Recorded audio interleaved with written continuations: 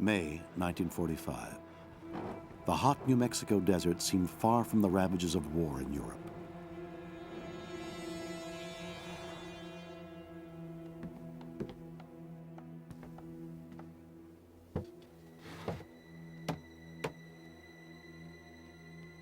"100 tons of TNT, a rehearsal to scale and calibrate the power of an untested atomic weapon."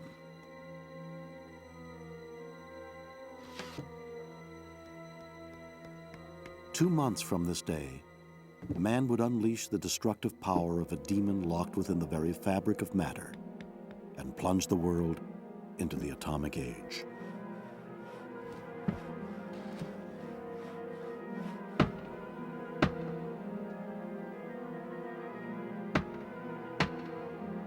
For the next 20 years, testing the power of the atomic bomb would hold the world captive by events shrouded in secrecy.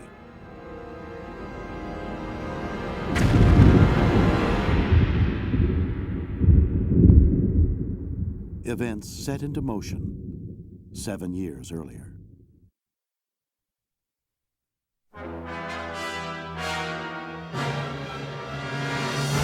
March 1938.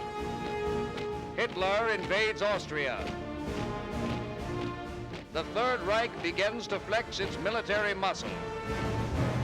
Later that year, German scientists discover fission of the uranium nucleus, bringing the Third Reich one step closer to discovering the secret of the atomic bomb. Fear of German research stimulated activity in the United States and England. Fear that German scientists could produce weapons of great devastation. In the fall of 1939, Dr. Albert Einstein wrote his now famous letter to President Roosevelt, explaining the urgency of work on uranium fission. Roosevelt, a man of action, moved swiftly. An advisory committee on uranium was appointed. German forces invade Poland, plunging the nations of Europe into a Second World War. A new branch of the Army's Corps of Engineers was established to administer work on military uses of uranium. Major General Leslie R. Groves, the man responsible for the Pentagon, was placed in charge of the project. On December 2nd, the first self-sustaining chain-reacting pile was successfully operated by Enrico Fermi. Fermi's success brought intense efforts between government and the private sector, creating huge industries for uranium separation in the town of Oak Ridge, Tennessee, and for the production of plutonium in Hanford, Washington, at the shores of the mighty Columbia River. This tremendous effort forged the materials necessary for creating an atomic bomb. The first atomic bomb was assembled at Los Alamos, a secret laboratory in New Mexico. When Dr. J.R. Oppenheimer arrived to take charge, he began to surround himself with a galaxy of outstanding scientific stars. From Los Alamos came the bomb design and treatment of many theoretical problems. Yet many questions still remain unanswered. What are the secrets of this new source of power and destruction? Knowledge and information on all aspects of this new weapon are essential and can only be discovered by further testing. I had a very good friend, a Hungarian, 10 years older than I, Diocilat. He had a very independent mind and a great feeling what is coming. He saw years ahead that nuclear explosives would become important. He was a friend, and I helped him. For instance, I drove him to an important interview with Einstein, where Einstein wrote a famous letter to Roosevelt that started things going. I myself was interested in theoretical physics, in explaining atoms, molecular vibrations, knowledge, and more knowledge. I didn't want to do it. But then, Hitler not only swallowed up half of Poland, he invaded the West.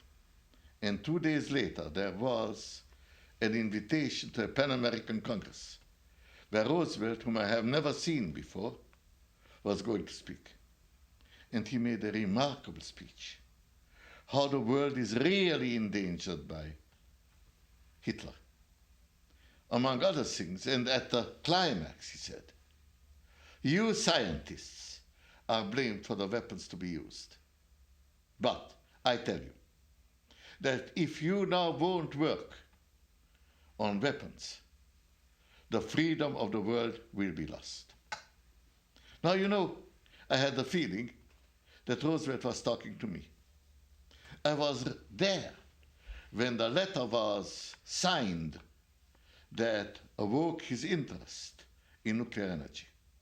I thought I knew he was talking about nuclear energy. Of the 2,000 scientists there, I felt he was talking to me. Of course, not true.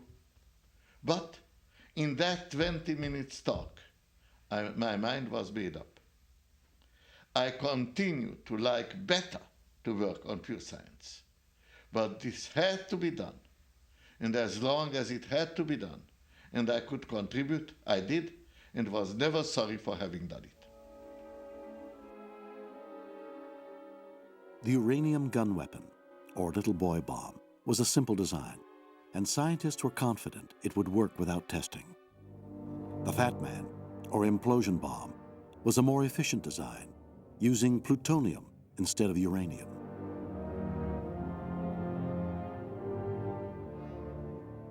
Inside the very center of the bomb was an initiator, surrounded by a sphere of plutonium. This sphere was encased within a set of symmetrically located, high-explosive lenses, creating an implosion which forced the plutonium into itself, attaining critical mass.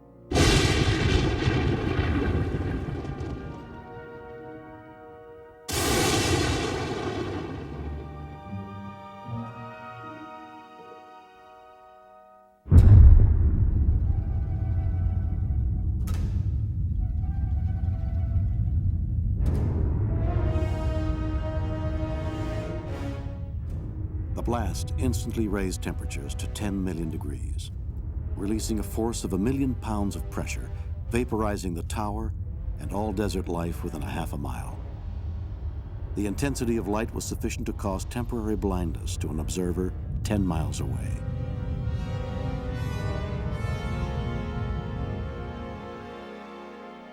With a yield 200 times greater than the 100-ton test, the fireball created a crater nearly 1/2 mile across and fused the desert sand into a green glass still containing traces of radioactivity 50 years later.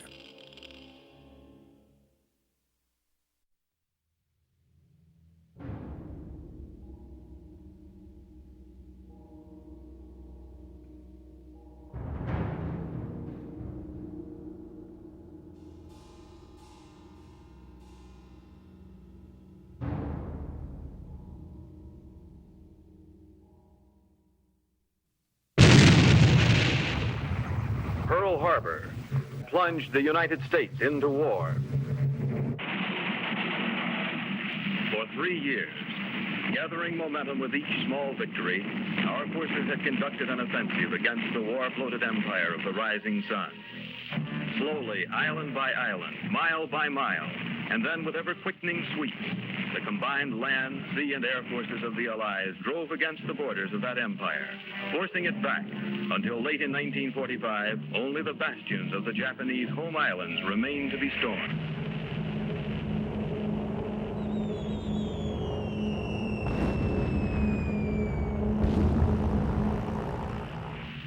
Ahead lay the greatest campaign of all, invasion of the Japanese homeland, and close-in, desperate fighting.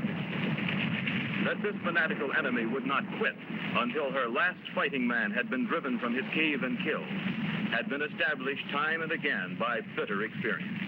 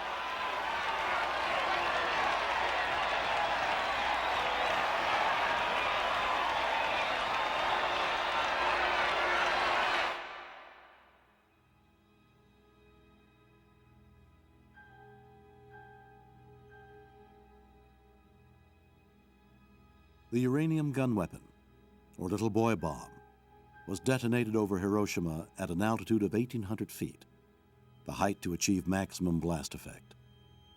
3 days later, the Fat Man implosion bomb was detonated over Nagasaki.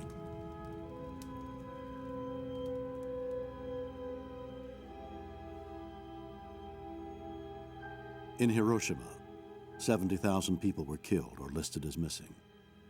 Of its 90,000 buildings, over 60,000 were demolished. The implosion bomb dropped on Nagasaki took the lives of 42,000 people and injured 40,000 more. It destroyed 39% of all the buildings in the city. With a yield of 20 kilotons, similar to that of Trinity, this weapon would be considered a nominal atomic bomb and provide a blueprint for all future nuclear weapons.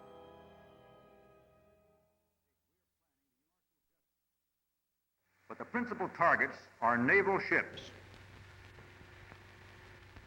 We are seeking primarily to learn what types of ships, tactical formations, and strategic dispositions of our own naval forces will best survive attack by atomic weapons should we ever have to face them.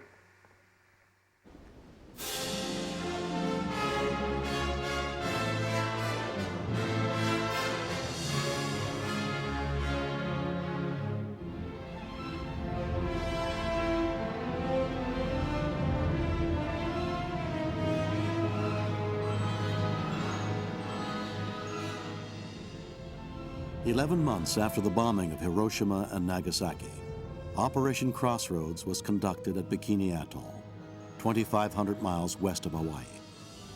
The purpose of Crossroads was to test the effects of atomic weapons using two devices, similar in design to Trinity and Nagasaki, codenamed Able and Baker. Shot Able was to be dropped from a B-29, while Shot Baker would be detonated 90 feet below the surface of the water. The target armada consisted of 185 Japanese, German, and American ships, ranging from small amphibious craft to battleships and aircraft carriers. The bomb will not start a chain reaction in the water, converting it all to gas and letting all the ships on all the oceans drop down to the bottom. It will not blow out the bottom of the sea and let all the water run down the hole. It will not destroy gravity. I am not an atomic playboy, as one of my critics labeled me, exploding these bombs to satisfy my personal whim.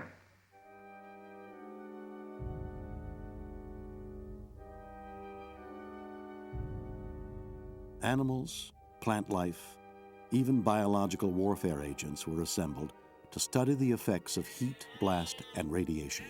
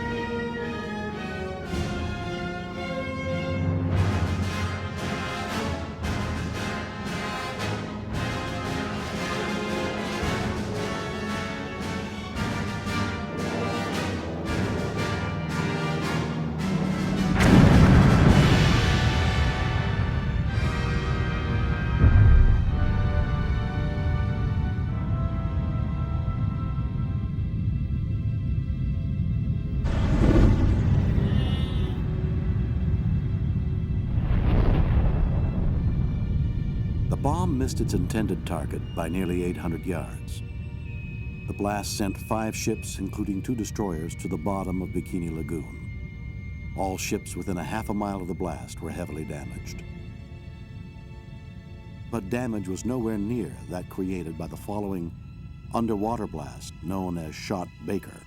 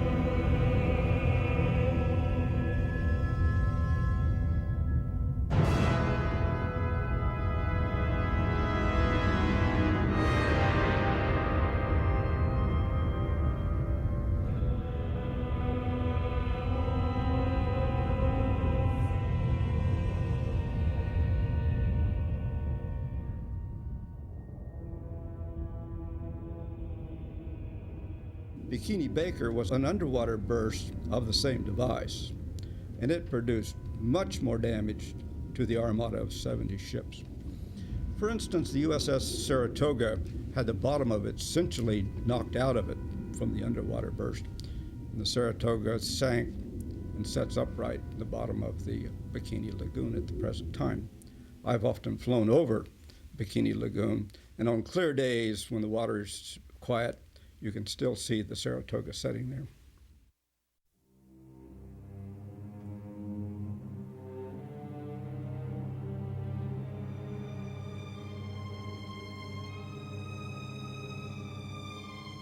The area surrounding Shot Baker had become seriously radioactive and could not be safely approached for some time.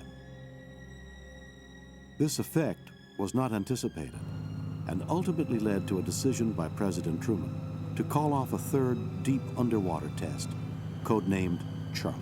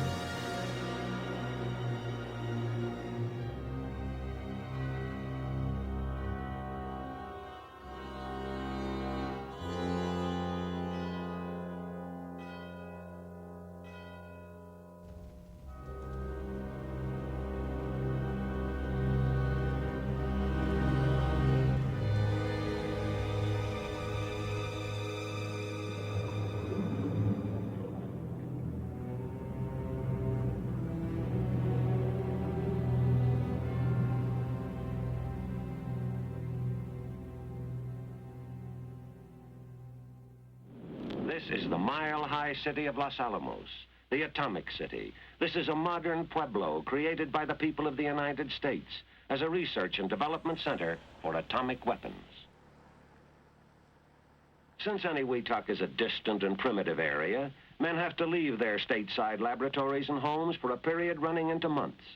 Since 1943, when Los Alamos was established, men from this mesa have left the continental limits of the United States to test the weapons they have created. 2 years after Crossroads, authority was given by President Truman to proceed with Operation Sandstone. While the purpose of Crossroads had been to test the effects of atomic weapons, Sandstone's objective was to test new weapon designs. Planning for such weapons had begun many years earlier, when the scientists on Trinity had developed other experimental designs for atomic weapons, but were unsure of their success. A joint task force was created to head out once again to the Pacific and procure the islands of Eniwetok, some 200 miles west of Bikini, where Crossroads had been staged.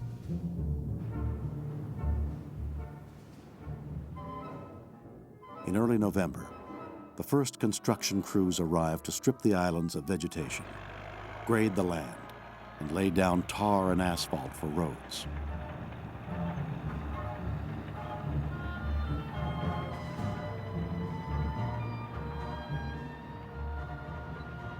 Within 6 months, construction crews erected temporary housing for the many scientists and military personnel required for Sandstone.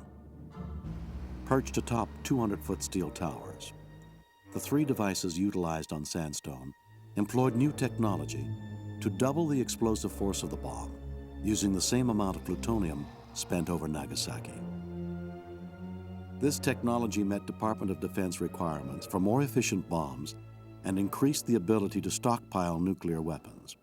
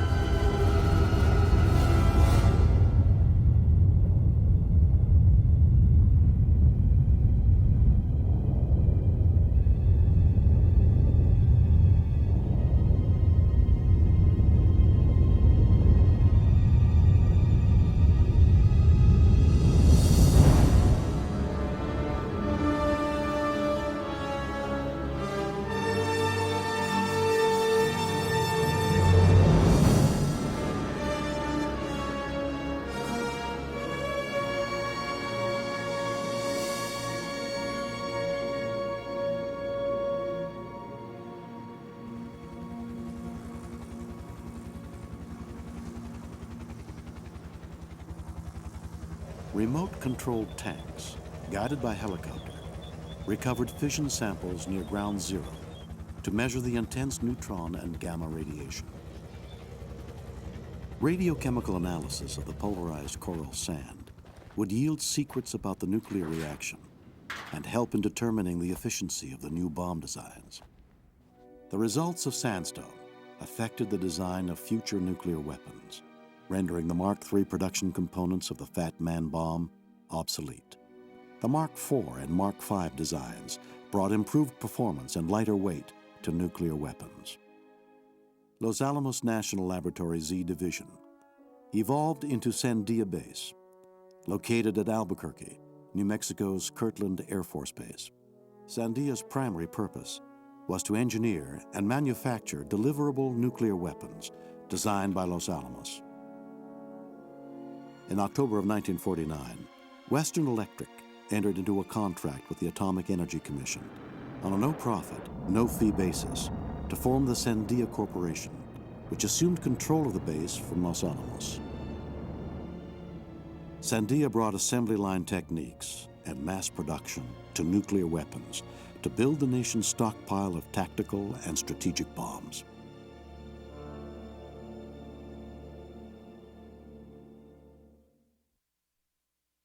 Upon his return from Bikini, in public addresses, in interviews, and in published articles, Admiral Blandy made recommendations of grave import regarding the atomic bomb.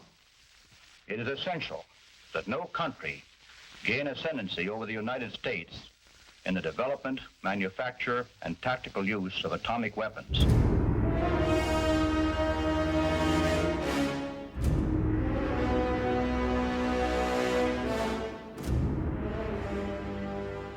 On August 29, 1949, the Russians detonated their first atomic bomb. This event, coming 5 years earlier than anyone in the West had predicted, was largely the result of one man, Klaus Fuchs. Fuchs, a Los Alamos physicist, had passed detailed blueprints of the original Trinity design to the Russians. With the emergence of the USSR as a nuclear rival in 1949, the United States believed it had strong motivation for intensifying its program of nuclear testing. Quite expensive and a lot of logistics involved in carrying out an operation in the Pacific. So in January 1951, the United States opened up the Nevada Proving Grounds, which we now call the Nevada Test Site. You know, this is about 60 miles north of Las Vegas. To check out the weapons for Greenhouse, Operation Ranger was conducted, in which 5 new nuclear weapon types were airdropped at that new test site.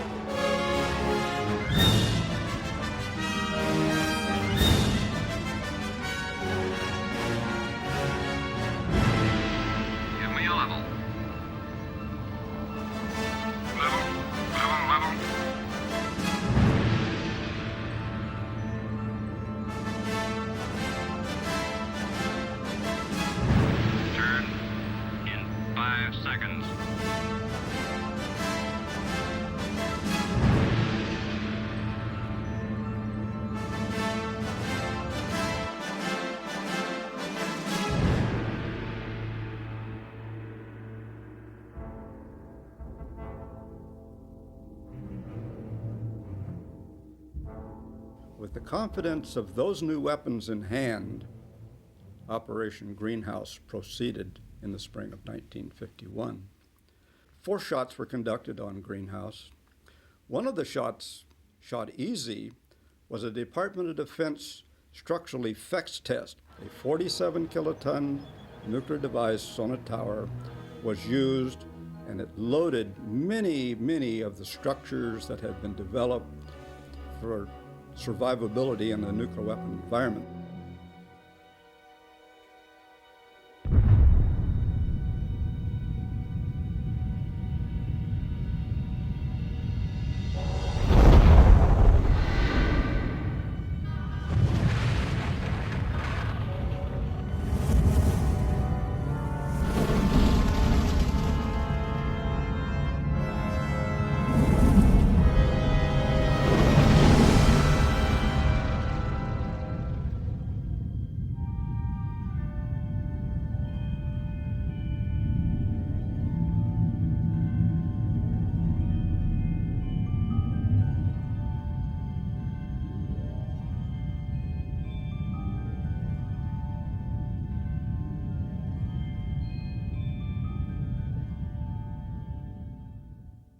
A 4th test on Operation Greenhouse was the item test, about a 45.5 kiloton test in which tritium was burned in the very center of the nuclear explosion.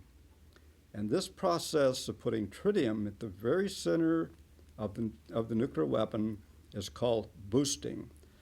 And we kicked the yield up from about 20 kilotons to 45.5 kilotons, more than doubling it by that process. A very important feature in expanding the stockpile of nuclear weapons of the United States at that time.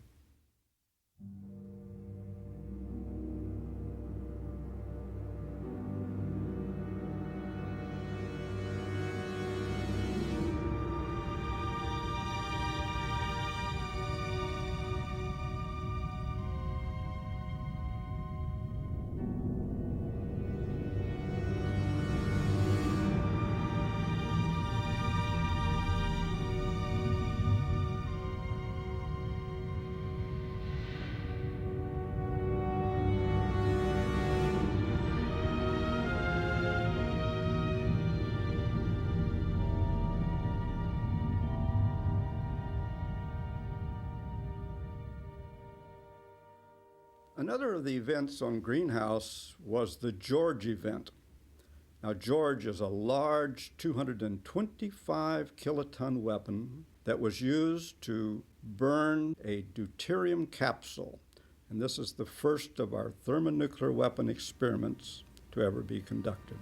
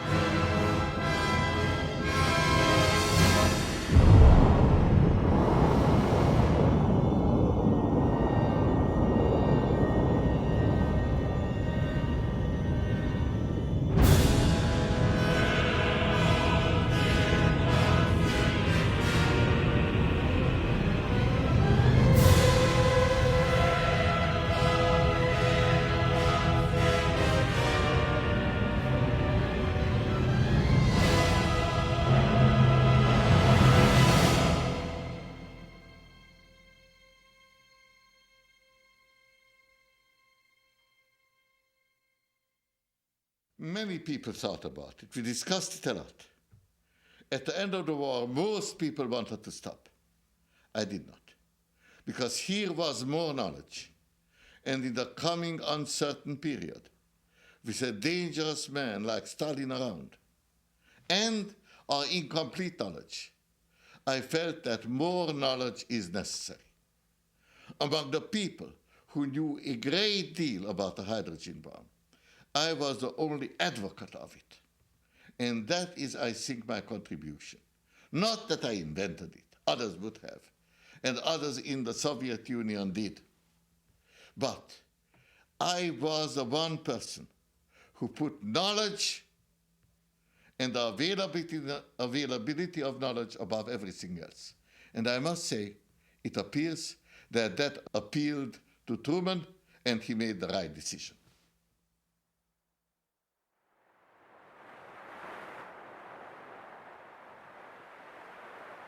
Welcome aboard the USS Estes. As you may or may not know, the Estes here is the command ship of Joint Task Force 132. We have minutes to go before the first blast, mic shot, of Operation Island. 59 minutes now, to be exact. We've been here since daybreak. Left Weetalk last night during the early morning hours.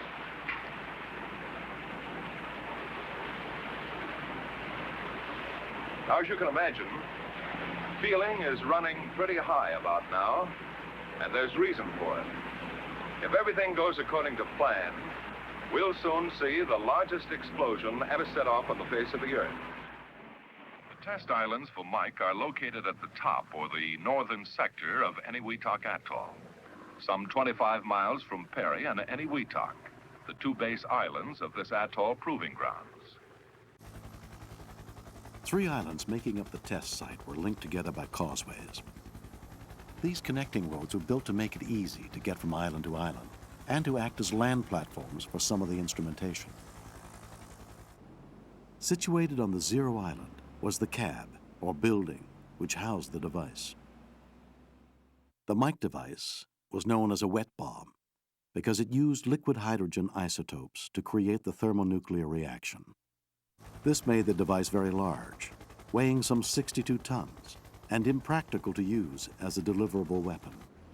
A plywood tube ran from the Zero Island across the causeways to a detection station on the farthest island, a distance of nearly 2 miles. This tube was filled with helium, allowing lethal radioactive rays faster travel to the detection station before the island was consumed by the fireball.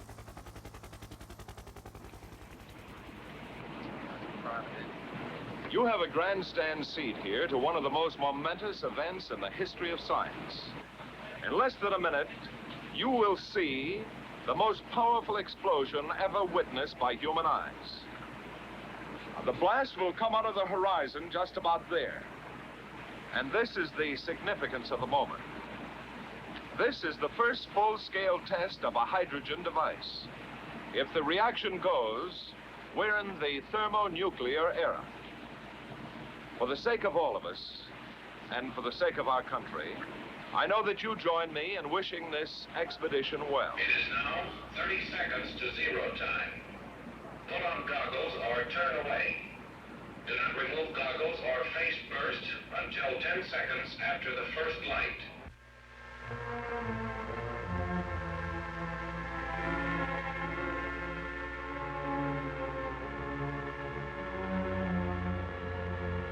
Minus 15 seconds.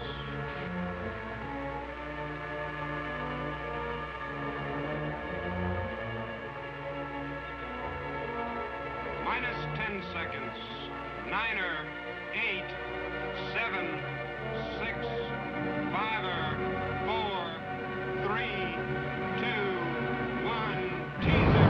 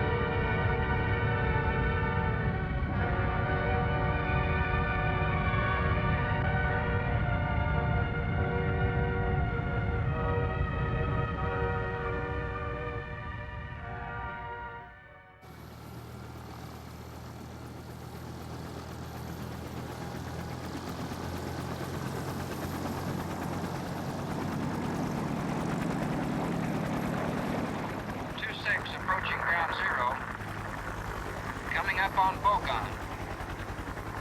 The detection station on Bogon appears to be in good shape. No visible sign of plywood tube. All test islands seem to be swept clean. Ugilab is completely gone. Nothing there but water and what appears to be a deep crater.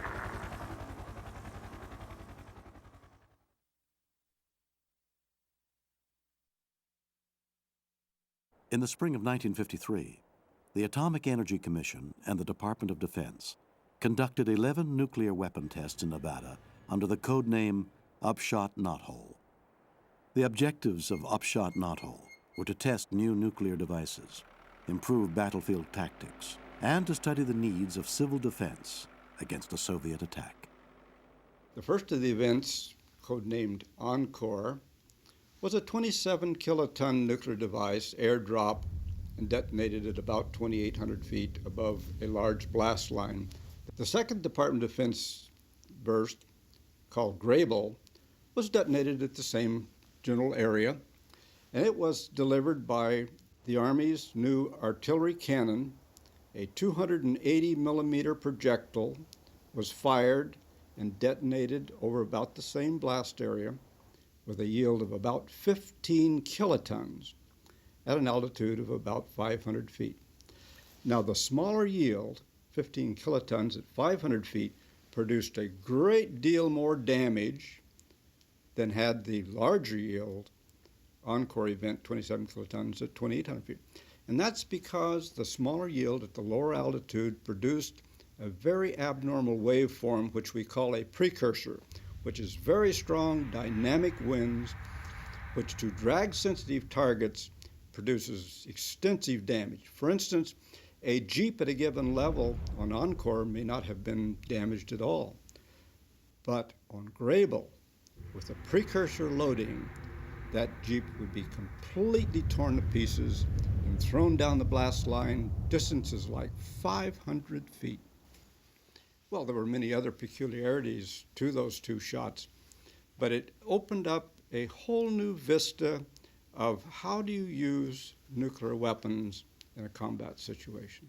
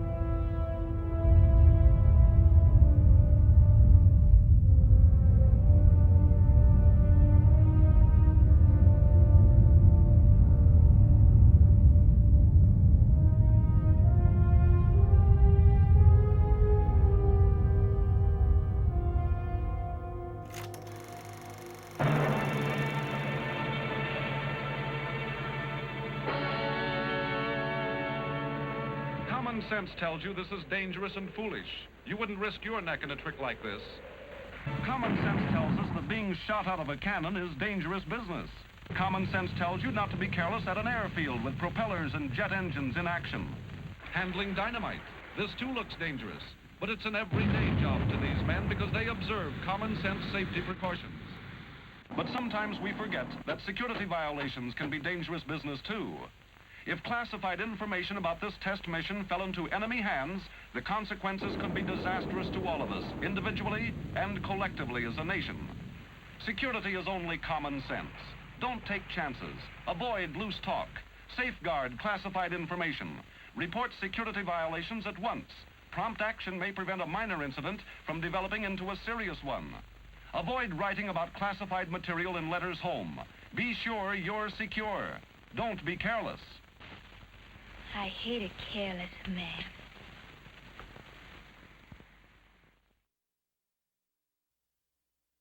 Work on high-yield hydrogen bombs had progressed from Operation Ivy, culminating in the spring of 1954 with Castle Bravo, the largest device ever detonated in atmospheric testing by the United States.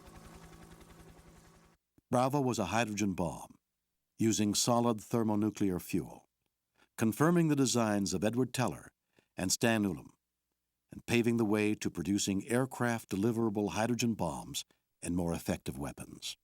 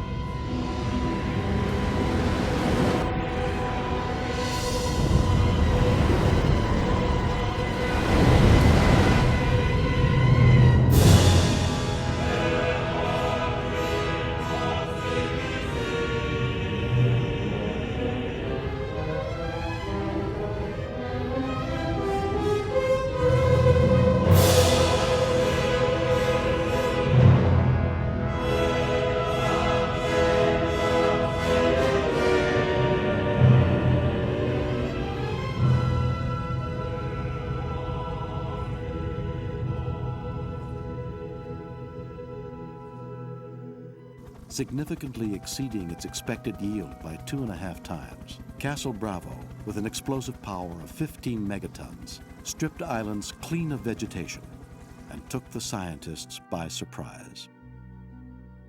The huge explosion released large quantities of radioactive debris into the atmosphere.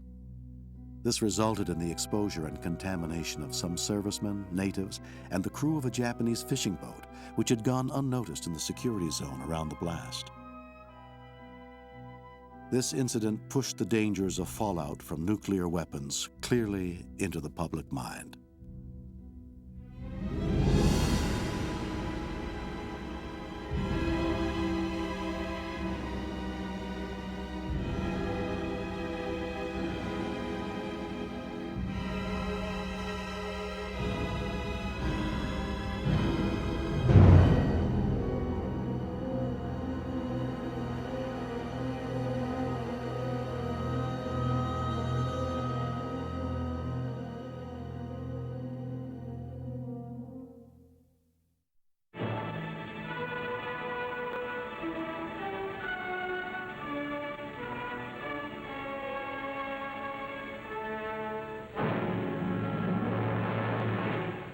Let's face it, the threat of hydrogen bomb warfare is the greatest danger our nation has ever known.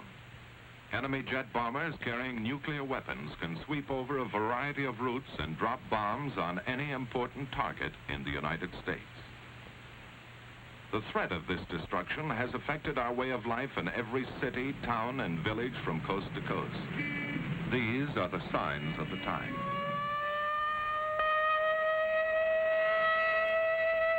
Only in practice now, a rehearsal, a training exercise. But tomorrow, this siren may mean the real thing.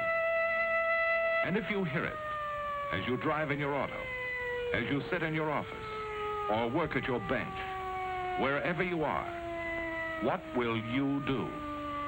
What will happen to you? Arthur, let me tip your hat back so we can get a good view of you as I ask a very personal question. How old are you?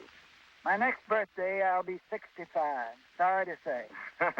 That makes you the oldest and yet really the youngest from what we've observed here, inhabitant of our trench so close to ground zero. Arthur, there's a charming lady right behind you. Would you mind if we talk with her, too? I'd like to get a little feminine reaction here, too.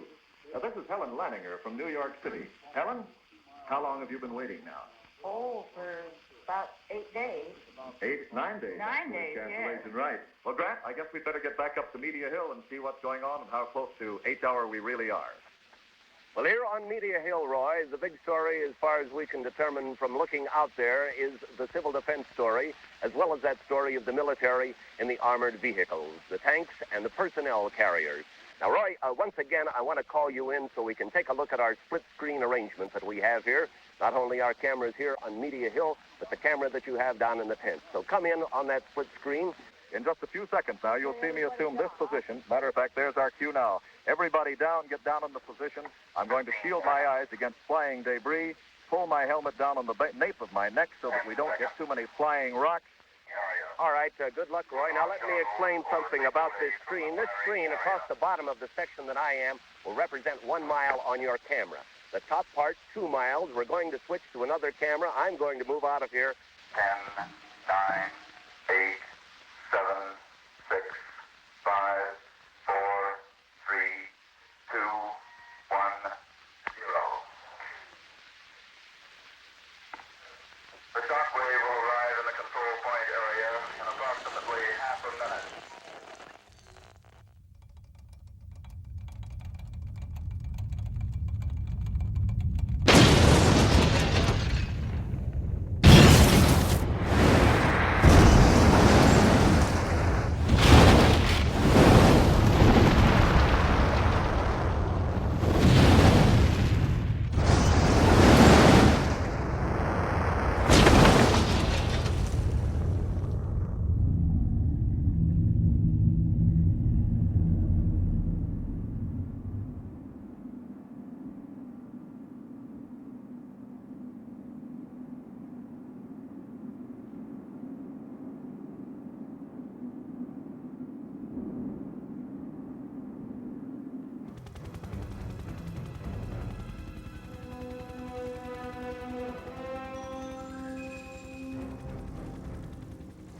Almost 9 years had passed since the cancellation of a deep underwater test on Operation Crossroads.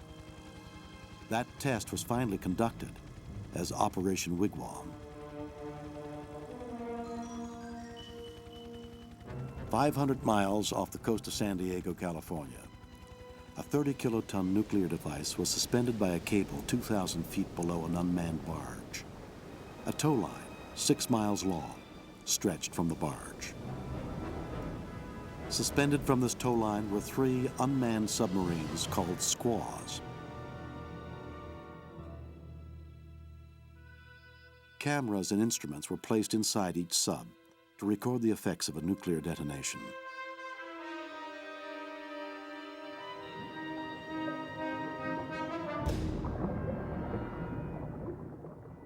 The purpose of this operation was to determine the fatal range of an enemy submarine to a deeply detonated nuclear weapon.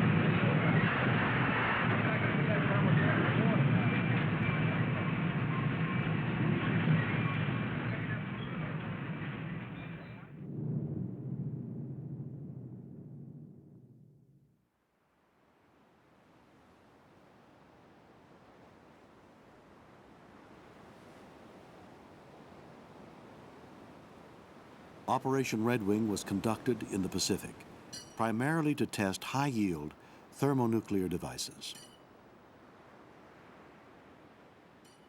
7 months prior to Red Wing, the Soviet Union had demonstrated the ability to deliver thermonuclear weapons by strategic bombers, tipping the balance of power in their favor. The Cherokee event would be the first delivery by U.S. aircraft of a thermonuclear weapon. This weapon would detonate with a yield of 3.5 megatons, almost 200 times the power of the Trinity device.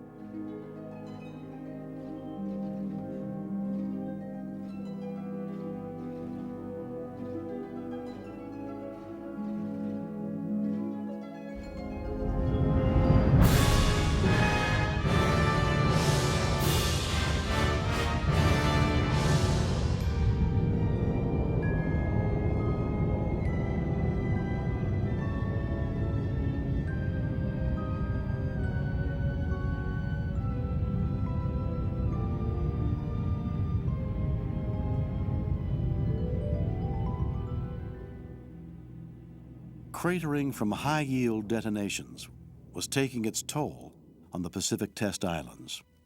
Real estate at the Pacific Proving Grounds was disappearing, and land was at a premium. Barges were increasingly employed as a cheap form of transportation to carry thermonuclear bombs out to sea for detonation.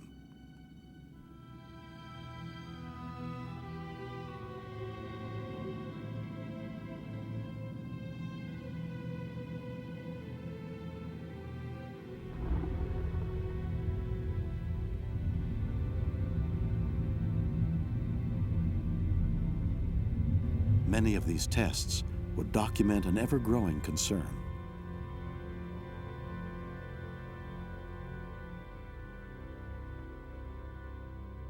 One special phase of the study concerned the amount of radiation that would pass through the human body. This required instrumentation in the stomach. a small capsule was devised as a film stack with alternate bits of film and spacers.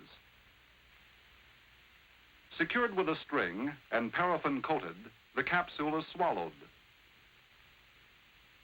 One end of the string hangs out of the mouth so that the capsule can be retrieved after exposure and the radiation measured.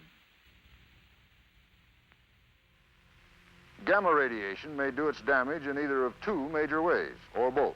One, it may physically and directly destroy tissue or eventually cause the development of some kind of cancer. Those which concern us principally have life periods ranging from several years to thousands of years. They can do no harm unless they are taken into our bodies with food or drinking water, or in the air we breathe. Let us consider the results of a powerful thermonuclear explosion at the Pacific Proving Grounds in the Marshall Islands, 11 degrees north of the equator. The huge cloud soars up, punches through the tropopause, and finally spreads and stabilizes as high as 70 or 80,000 feet, entirely within the stratosphere layer. This brings us to the most widely discussed fission product, strontium-90. Chemically similar to the soil calcium with which it becomes mixed, the strontium-90 follows calcium through its regular cycles into our plant food and into the bones, meat, and milk of our plant-eating animals. Reaching our own bodies, the strontium-90, like calcium, tends to be concentrated in our bone, particularly those of children who are building new bone. The radiation from strontium-90 has extremely short range in the body, so it causes no genetic threat to the reproductive cells. It does pose a threat to the bone marrow and the bone itself in the form of either leukemia or bone cancer.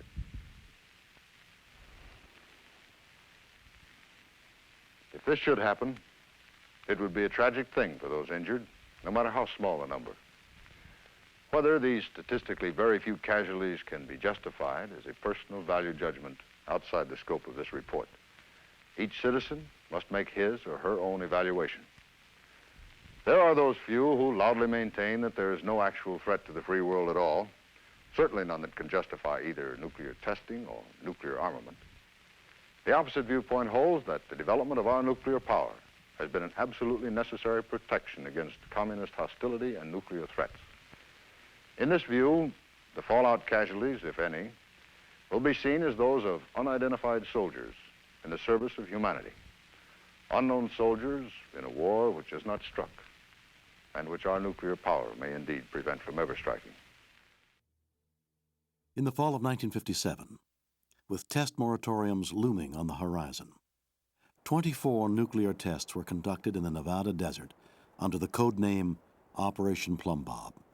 During Plum Bob, the Hood event would become the largest test ever conducted in the atmosphere within the continental United States.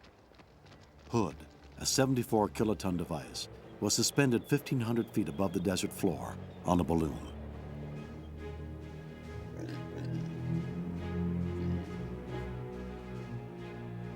While new weapon designs continue to be tested, the Department of Defense used the series to accelerate military training in nuclear warfare while continuing its study of the effects from nuclear explosions.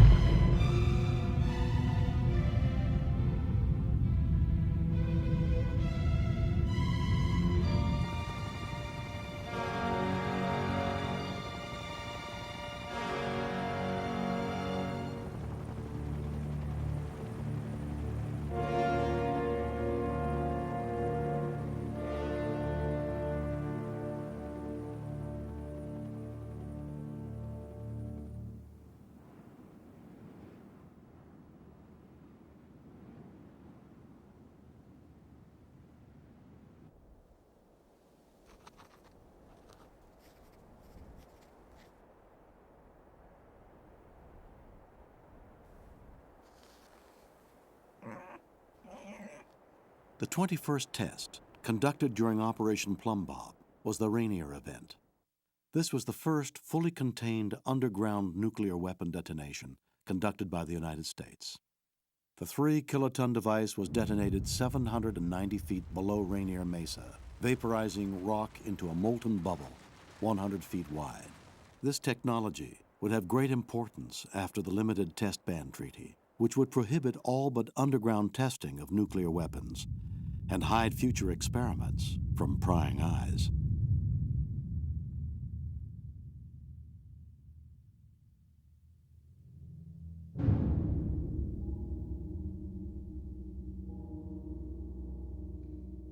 During Operation Hardtack, the United States detonated 35 nuclear devices, as many as had been fired in all prior Pacific tests.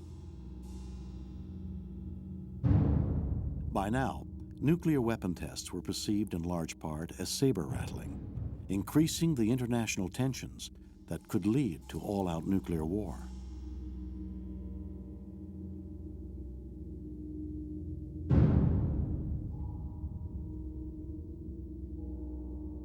Against mounting pressure, the United States government still believed that the weapons were vital and were the only counterweight to offset superior Soviet manpower. The Soviets, having just completed an elaborate series of atmospheric tests, were now likely to make a move to renounce testing, knowing full well that the U.S. was involved in a massive operation. And operations were conducted at Inuitak and Bikini, as we had before. And a new operational site was brought in under Operation Hardtack, and that was the Johnston Island operations. During the test, one of the events of some significance is the Cactus event. This is a little 18-kiloton device that produced a crater about 137 feet across and 37 feet deep. Many years later, 1980, all of the fission debris and radioactive material on Inuitak Atoll was gathered up and dumped into the Cactus crater, and then a concrete dome was placed over the crater to keep and stabilize the radioactive material that had been contained in it. A year before Hardtack, the Soviets launched a small satellite named Sputnik 1. Concerned by the superiority of Soviet rockets, the United States conducted its first 2 missile-borne high-altitude detonations, known as Teak and Orange. The nuclear weapons for Teak and Orange were carried aloft into space by the Redstone missile, developed by Werner von Braun. Von Braun and his crew had developed the V-2 rocket for Germany during World War II. The Redstone was considered an extension of this World War II technology and had a limited range. Utilizing liquid oxygen for fuel, the Redstone would propel its nuclear cargo into the Earth's upper atmosphere and release it for detonation.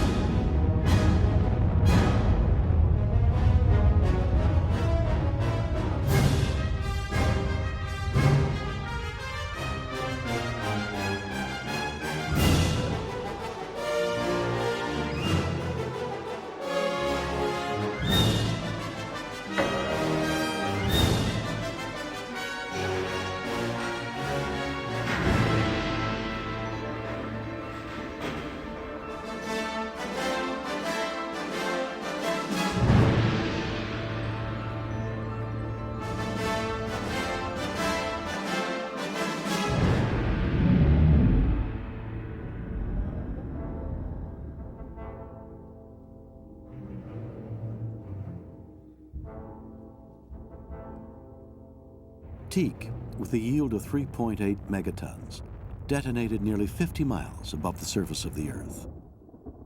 The detonation created a violent magnetic disturbance in the atmosphere known as EMP, or electromagnetic pulse.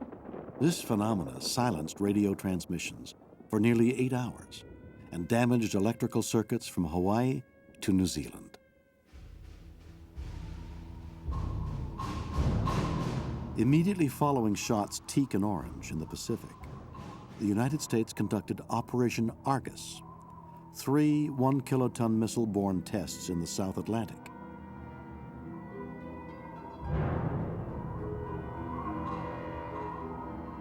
The Argus experiment sought to create and explore trap bomb radiation in the Earth's Van Allen belts.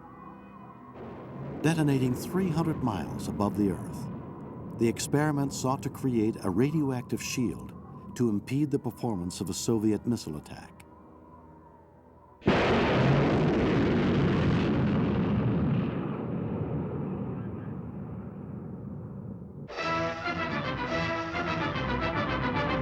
These pictures, enlarged from 16 millimeter for your theater screen, are the first to show the hand-raising which makes history in Russia.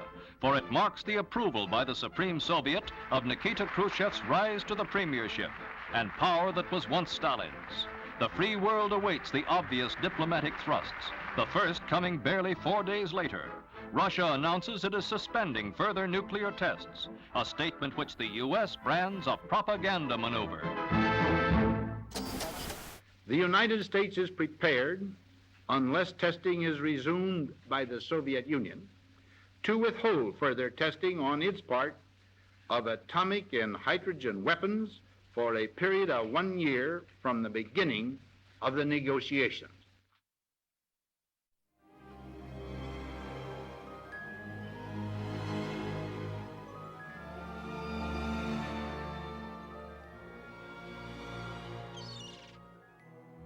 For 2 years, an uneasy moratorium on weapon testing continued between the United States and the Soviet Union.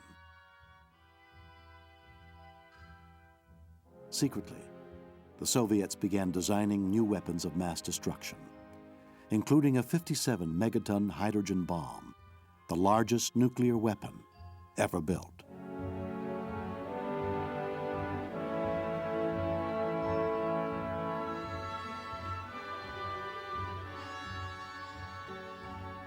This monster bomb was a scaled-down version of a 100-megaton design and was aircraft deliverable.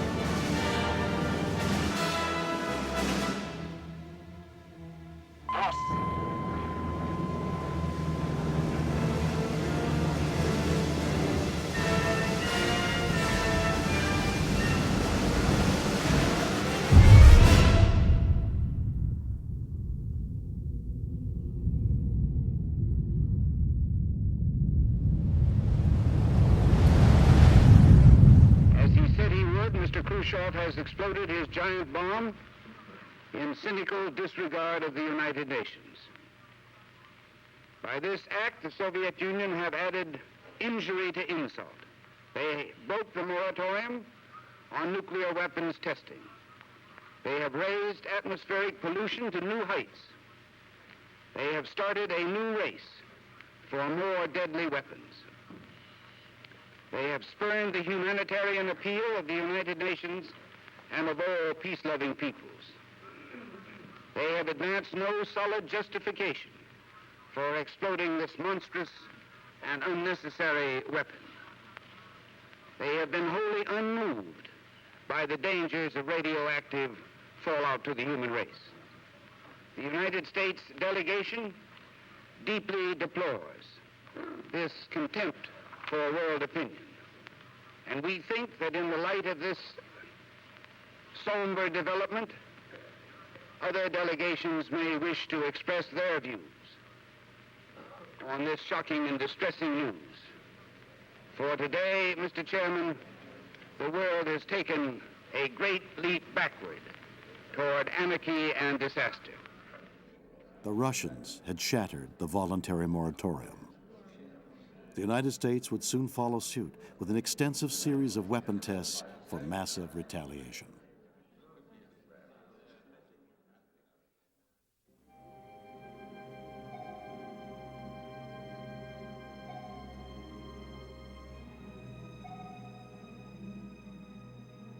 Tensions mounted as nearly 100 nuclear tests were conducted between the Nevada test site and the Pacific Ocean under the code names Nougat, Storax, and Dominic.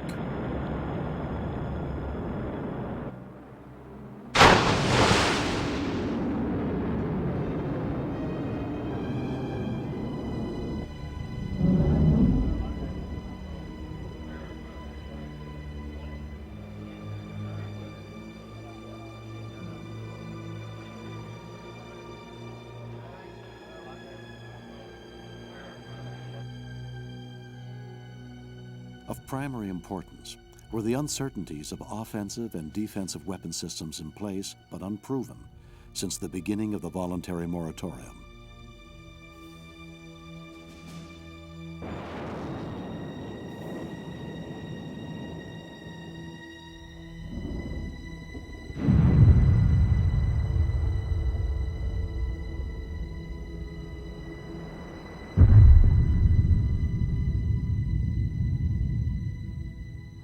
Operations resumed at Johnston Island and Christmas Island during Operation Dominic. The United States negotiated the use of Christmas Island from the British, who had used the island to conduct their own thermonuclear tests. Multi-megaton nuclear weapons were loaded aboard B-52 strategic bomber aircraft, delivered from Hawaii, and airdropped off the south end of Christmas Island.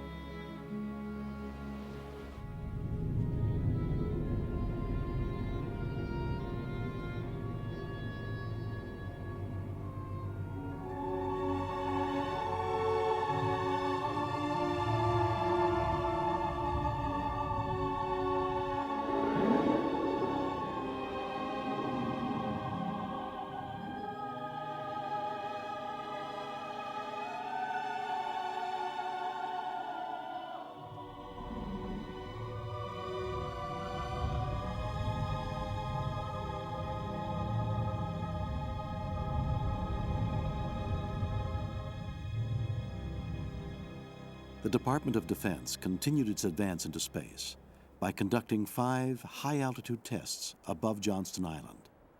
Most of these bombs were carried aloft by the Air Force's Thor missile to continue the research of neutralizing incoming enemy warheads high above the Earth. Nuclear weapon testing had joined the space age.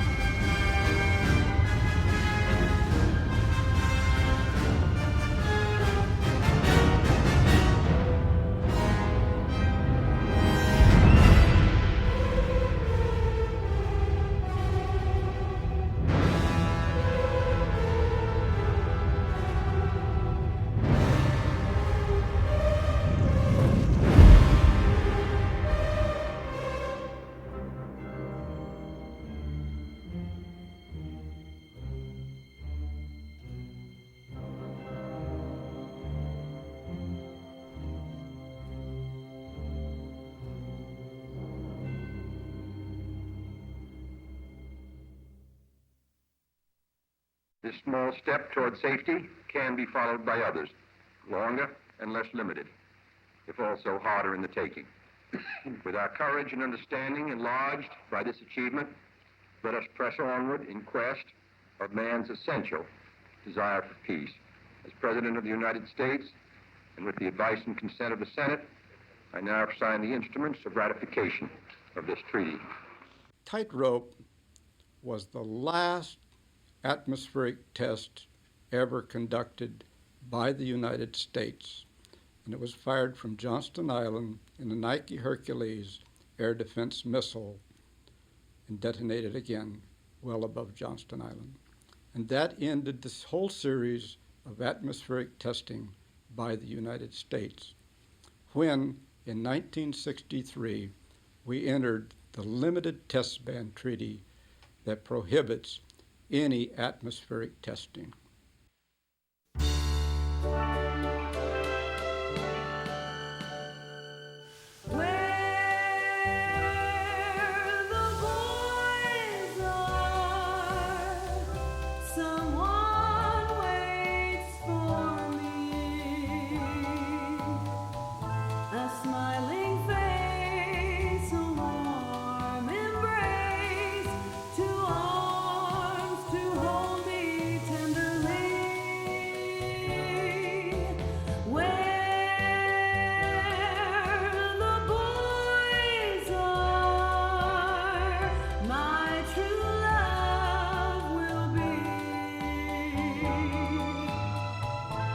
Walking down